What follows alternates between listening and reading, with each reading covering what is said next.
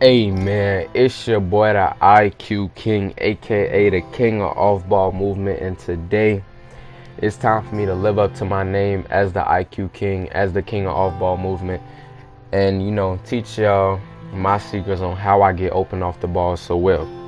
I'm gonna warn y'all, this is gonna be kind of a long intro because of some things I absolutely have to say before I get into the art that is off-ball movement. Now, the first thing is this. You can get open every single play, and if nobody ever passes you the ball, you will have 0 points at the end of the game. So you can understand everything it is to know about off-ball movement, and you can get open every play. But you need a point guard, or not even you just need, I say a point guard because that's my situation, but you need somebody that's willing to give you the ball, right? If you don't have that, it's going to be very frustrating for you to use this play style, and I don't recommend it for you. I don't think you're going to be able to handle the frustration of getting open so much and not touching the ball, because I've experienced it. So maybe you're stronger than me, but I'm just saying I wouldn't go that route. Now, second, to be an elite off-ball scorer, you have to understand why the play style is so elite. If you compare a play style like Steph to a play style like Kyrie, which one is better? Obviously, it's Steph's. Why? Because when you are a dominant, when you have to have the ball in your hands for so long, it allows the defense to focus more on you. When I am scoring, it's coming off most of the time off two ways. It's catch and shoot, or three ways. Let me say three ways. It's coming off catch and shoot, scoring at the basket, like catching and dunking, or it's like me catching it and it's 1, 2 dribbles, 3 dribbles, 4 dribbles, maybe max, and that's me getting to my spot, and the ball is gone. So the defense doesn't have time to focus on me because they're trying to focus on the person with the ball. They're trying to keep them from scoring. By the time I get the ball, it's too late. They're out of position because I've already put myself in a position to score when I caught the ball. That's the difference. Now, this is going to be in 3 parts. If you see from the title, the name of this is More Mental Than Anything. Why do I say it's more mental than anything? Because it's literally what off-ball movement is. You have to be mentally focused always. Now, obviously, if y'all up 20, 30 points, does it matter if you're mentally focused? No, not really. I mean, is it always the hardest thing to get open? No. But when you're playing comp games and you're playing against people that start to make adjustments, good players, like they're starting to guard you certain ways, they're starting to put 2 people on you, then that's when you gotta, like, it comes down to focus and understanding mentally, like being conscious of everything you're doing. You also have to be aware why you're doing that, because that's also going to help you stay focused. Now, the way my notes is set up, I broke it up into 3 sections. Obviously, the name of this section is More Mental Than Anything, but the topic of this video is getting down court. Now, when I say getting down court, I don't mean they miss a shot and I want you to run down the court in transition so we can get easy. But obviously, everybody knows to do that, right? But when I say getting down the court, I really mean we want to make, like, when they score and then we're taking the ball out, we want to make that play look like a fast break play, in the sense that we want to score in less than 5 seconds, 5 to 7 seconds really, and anything less is great. Now let's look at the white jerseys here, because I'm finna break this down for y'all. Let's look at the white jerseys. We got the small man with green shoes following his man to the corner. We have another defender in between the top of the key and the wing. We have the opposing point guard kind of near the half court line. We have we have the big man running down the court, just minding his business, don't even know it's a basketball game going on. And then we have my man. A second ago, he was just running along with me down the court. His mistake was he turned around to face the ball too early. I'm still running down the court, so if my point guard sees me, he's going to pass me the ball, and the 2K is going to lead me all the way past my defender, right? So shout out to my point guard for being able to recognize that, because this is what I mean by having a point guard who can see the floor and understand these things. Because passing the ball at this moment is going to carry me past my defender, because he has the momentum. He's facing like the ball, for crying out loud. I mean, like, how is he going to catch up to me where I would inevitably catch the ball, right? Now let's look at the black jerseys. It's only 2 of us past half court. Number 1 is going to the corner. Obviously, we already pointed that out. Number 5 was the one taking the ball out. Number 6 should be down the court. If that is you, who hangs around, like above the half court line, and you don't like go down court, the point guard can't get you the ball. You can't score easily. The point guard is not going to pass 6 the ball where he's standing. Why would he? I mean, he might as well just bring it up the court himself. Like, why would he? That's defeat the whole purpose of him being point guard, right? So I just want to correct that now. When I say get down the court, that is what I mean. Be like me, number 20, or be like number 1, in the sense that he's trying to get down court. Obviously, he really was only just standing, spotting up most of the game, but he has the idea, right? Get down court so that you can get open. I have at least 12 topics. I don't know how many episodes I'm gonna do, but it's probably gonna be around 10, 11, 12 episodes. You can't understand these other 11 topics because they're gonna get more complicated. Getting down the court, that's the most simple of all the ones I have written down. If you can't get that, you can't get nothing else. So you have to understand, you need to get down the court. And I could have took the mid-range. I caught the ball in a position to score right away. That's what you wanna do, right?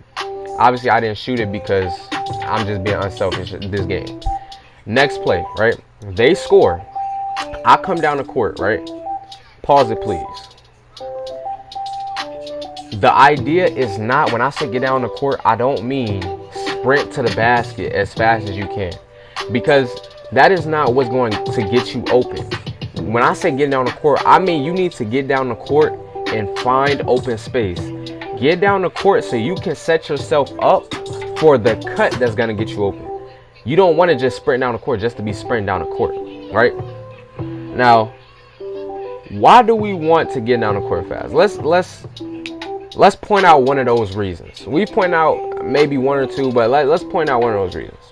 Obviously, if you play enough rec, you know that people like to press, right? So if somebody is pressing, that means there's less defenders down the court to stop you from getting open and inevitably scoring, right? Let's look at their point guard. Their point guard is up pressing. He's at the 3-point line. He's finna pick him up full court.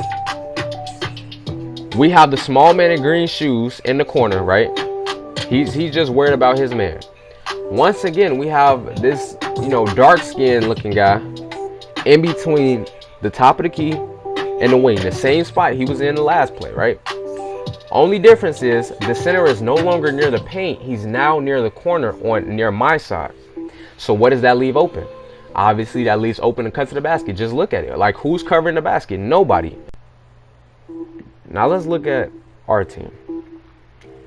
It's almost identical. The same as the way their defense is almost identical. Our defense is almost identical. We have number 1 off in the corner on the right side. We have me on the left hash.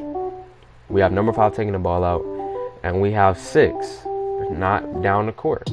And I'm not mad that he's not down the court. I'm simply pointing out that that's the difference between a good off the ball scorer and somebody who can't score off the ball. One of those reasons is because you're not getting yourself any easy buckets. You'll score a lot more points if you set yourself up for those easy baskets, right? My point guard's catching the ball. And it's key to understand, like I was saying before, you don't just want to run to the paint. It's key that you survey what you're looking at. Because you got to remember, I'm looking at this now, like the frame is freezed. But at the time, it was real time. People were moving as we were speaking. You see how he sprinted towards me at the hash as I was cutting to the basket. That's what I mean by, especially when early in the possession, the defense is often discombobulated. So you want to strike fast, right? Now this is the 3rd play, or 4th play, I believe. Came from, 3rd play. Now, we're taking the ball out. I'm the only one down the court. Look at their defense right now. The two closest defenders to the paint are both small guards. Their point guard is on the left side near the three-point line, so he's not even in the play. The dark-skinned looking dude is in the same place he's been for the past 2 plays. Therefore, he cannot make a play. If I cut to the basket right now, he can't make a play on me. The only difference between this play and the last 2 plays is a look at the positioning of the center. This is why you want to get down the court fast. And I know I keep saying that over and over again, but I have to emphasize it because I specifically set this order. This has to be the first video, because if you don't understand this, you will not be able to execute anything else. Everything is built on this concept, getting down the court, right? I've now beat the big man down the court. Right now in this frame, my point guard has the ball in his hands. It's 23 seconds left in the clock. The big man is just now passing half court.